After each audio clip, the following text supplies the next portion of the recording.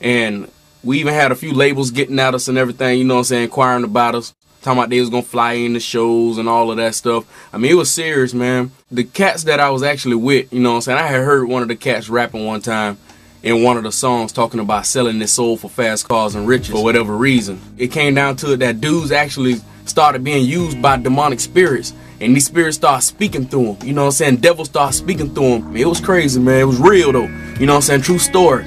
It had nothing to do with no drugs or nothing like that. It was just straight crossroads, intersection of the natural realm, you know what I'm saying, and the spiritual realm, you know what I'm saying, butting heads, and I had to make my choice which way I was gonna go.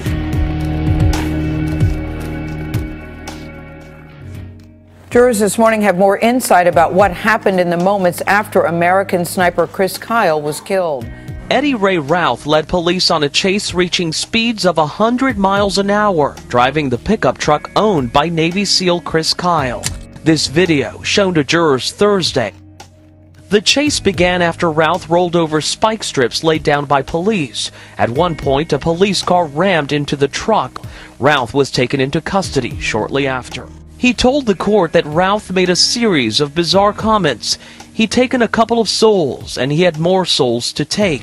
One of the responding officers was wearing a body camera. Jurors could hear Routh saying, quote, "I can feel people feeding on my soul." And he asks, quote, "Is the apocalypse upon us right now?" I can read you some of the quotes. Police were talking to him before he took off. And these are some of the things that Routh is quoted as saying. He says, "I don't know if I'm going insane. Is this about like hell is its work is walking on earth right now?" And then he goes on to say, "Is it voodoo that's upon us?" And finally he says, "Is the apocalypse on top of us right now?"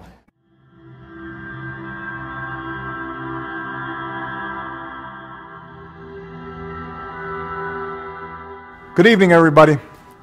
Tonight we celebrate artists whose music and message help shape our culture. And together we can change our culture for the better.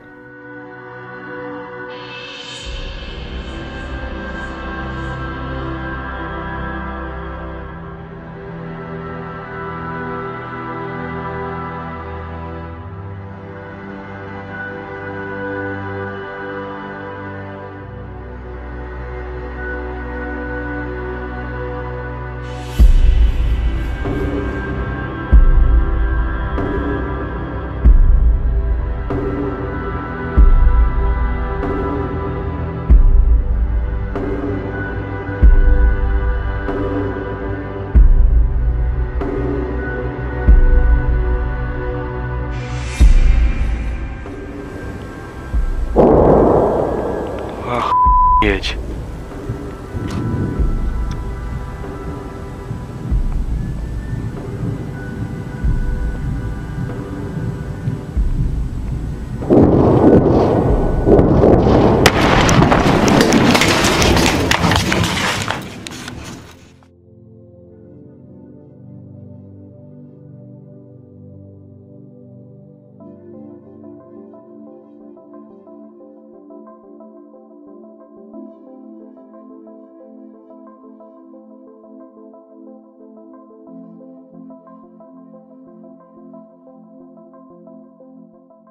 Now, as time progressed in the dream, I was given the ability to realize by being in homes that television sets not only broadcast and transmitted programming, but they now had the capacity to actually send signals about you in your living room. Now listen, I was able to see that television sets were actually watching people in their homes, monitoring their movements, monitoring their conversations. More than just bringing you your favorite shows, it may be watching and recording your every move. 9 on your side, Scott Wagoner tells us this smart TV has some people worried. Since the late 1940s, families have gathered around the television set to watch their favorite shows. But now, in 2015, it appears the television is watching back. It's Samsung's smart TV. It collects this information through a camera aimed at the viewer and microphones that pick up your conversation. We should absolutely be concerned about this. UC journalism professor Jeff Blevins advises you to read the small print. Oftentimes, I think we're not aware of exactly what it is that that we're giving away, or what the consequence of that might be. Samsung says the technology is designed to respond to your preferences. It can find your favorite shows, connect you to services it thinks you would like, and allows you to change its function with a wave of your hand. So my freedoms and my patriotism were instantly being eroded from my understanding. Because our rights contained in the Bill of Rights do not come from the Constitution. They come from God. It's clearly stated in the Declaration of Independence. Our laws do not come from God, Your Honor, and you know that. The law of this country calls it the organic law of our country, means where our rights come from. And if they come from there, men can't take them away. Our rights do not come from God. For journalists in this country, the realization that the government is spying on their communications is becoming more and more common. That's according to a new study from the Pew Research Center. It reports that nearly 7 in 10 journalists believe that the Obama administration has in fact spied on them. But where is the media pushback against all of this? Sobriety checkpoints. Thousands of motorists are stopped in them each year. Good evening, how you doing? Typically, drivers are asked to roll down the window and hand over ID. But more drivers are starting to challenge these DUI checkpoints. A video making its way around the internet is advising motorists that at police DUI checkpoints like this one, motorists can simply communicate in writing. More than 2 million people have watched the video. It shows somewhat surprised officers in Levy County, Florida, look at a flyer and examine identification with the window up. I have my fair DUI flyer. The flyer says, "I remain silent, no searches, I want my lawyer," along with sections of the motor vehicle law. Listen to this one. This is going to have a whole bunch of you rolling your eyes this morning. There was a student at a Florida high school who was in trouble for simply saying, "God bless America," during the school's morning announcements.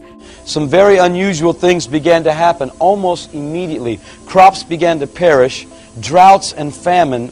These areas were totally destroyed with drought and famine. Places that were once fertile were now arid deserts. Historic drought continues to take a toll on California's farmland, and today millions learned they won't be receiving any water from the state. A healthy and full lake in Northern California. There's only one problem. This picture is 3 years old. And now I'm walking on top of that very same bridge. Take a look.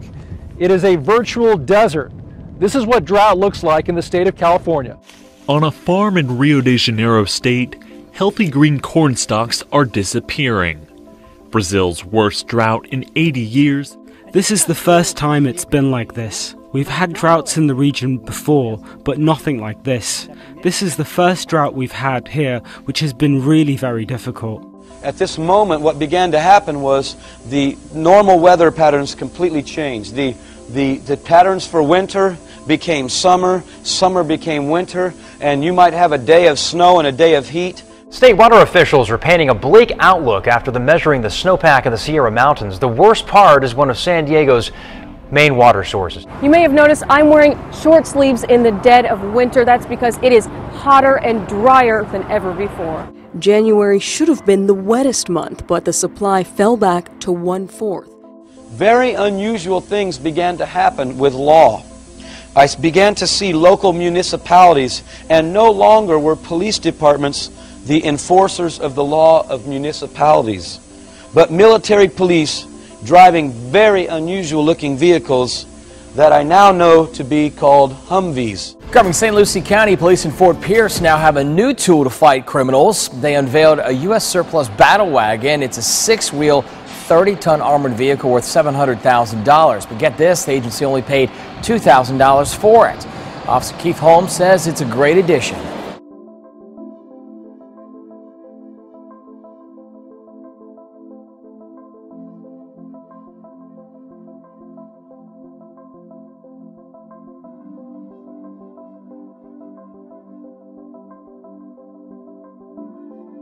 It was canvas here, and there was a man standing in the back. They were wearing very unusual outfits, by the way.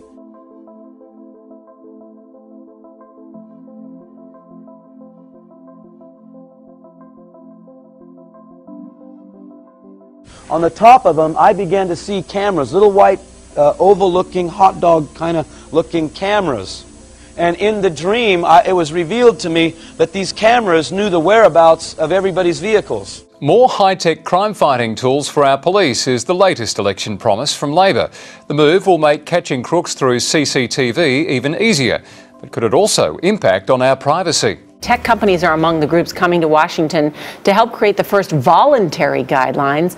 Facial recognition is already in some of our home appliances, like TVs. Hi, TV. In our mobile devices, pins and passwords are giving way to face prints. And the technology can single us out in real time as we go about our daily business, often without us ever knowing. I was on my way to conduct another business transaction, and I ran into an individual. He was very, very excited and began to talk to me about something he had just experienced. This man said to me, Ken, I introduced myself to him. He was very excited. He said, have you got your identification mark? And I said, I don't know what you mean. What's an identification mark? He says, they've just enacted a new identification mark. And by the way, this started with a voluntary implementation first. You did it voluntarily first. This man told me you ought to get yours done real soon to avoid the hassle, because soon everyone, they say, will have to have this to conduct business. And finally this morning, no need to worry about forgetting your work ID with this development. A new office facility in Sweden is offering workers the option to have a microchip implanted to give them access to the building. Now, the chip is about the size of a grain of rice and would be implanted in the hand. Cecilia Osterholm starts her day with this new technology. She swapped her keys for a chip in her hand that uses a radio signal to open doors. You have a chip in your hand there? That's right. It's been inserted there. Right. So that's how do you open it? Forget wearable technology. Swedish office worker Lynn Kowalaska is having it implanted under her skin. A microchip about the size of a grain of rice is injected into her hand. It felt pretty scary, but at the same time it felt very modern, very 2015. I saw this man that was a very, very big man. I was sharing earlier in the tour that he was tall like a professional basketball player, but he was very big like a professional football player. He was an extremely large man, and he had a big hood, like a satin hood, over his head. My wife was in front of me, and they began to tell her she could renounce her faith and live. And now I realized what was happening, because this man was standing there with a huge sword. ISIS released a new video today showing the execution of 21 Coptic Christians kidnapped in Libya. The video shows the Egyptian prisoners being marched onto a beach by militants dressed in black. Then the prisoners are beheaded brutally. He was tall like a professional basketball player. This video really marks ISIS on the world stage, well beyond the videos that we've seen in the past out of Syria and Iraq.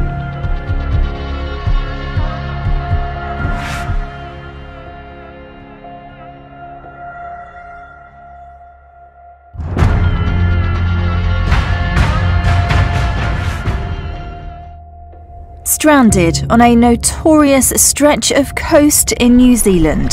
Almost 200 pilot whales have beached themselves. Around 25 of the animals have already died, and more are expected.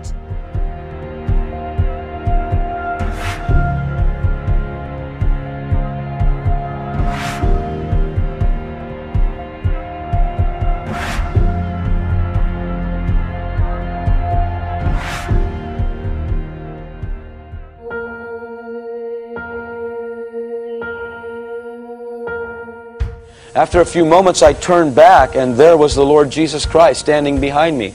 And I can tell you, folks, I know for a certainty He is the Lord of lords and the King of every king. When I saw Him, there is not one knee, there is not one tongue that will not confess His lordship, regardless of what side of the coin they are. When He reveals Himself to them, every knee will bow. Trust me. Because this presence that He stood in was so powerful, so awesome, so anointed.